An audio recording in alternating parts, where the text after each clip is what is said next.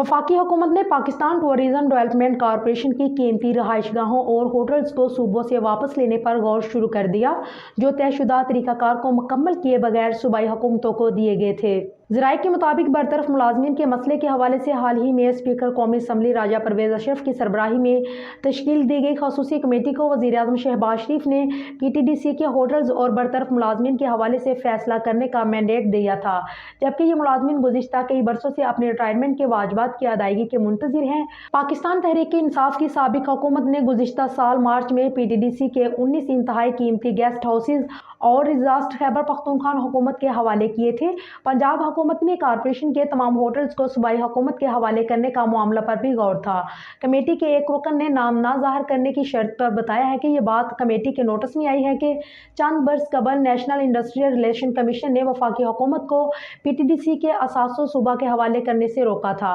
Committee इस नतीजे पर पहुंची है कि पाकिस्तान टूरिज्म डेवलपमेंट कॉरपोरेशन के असासे सिर्फ कंपनीज एक्ट 1984 के तहत सूबों के हवाले किए जा सकते हैं, जिसके तहत इन तमाम होटल्स और रिजॉर्ट्स को सूबों के हवाले करने से कबल उनकी मार्केट प्राइस का जायजा लेने के लिए ऐसे शख्स या फर्म की खिदमात हासिल करने की जरूरत है जो इन मामलात को बेहतर तौर जानता और तय कर सकता हो। ओहदेदारों ने बताया कि PTDC गिलगित बल्तिस्तान आज़ाद जम्मू कश्मीर में अपने तमाम होटल्स को अपने पास रखेगा और उन्हें खुद लेज पर देगा। PTDC के मुलाजमीन ने कॉरपोरेशन के असासे हवाले करने के हुकूमती फैसले की मुखालफत की थी और उन इकदामात को गैर कानूनी करार दिया था।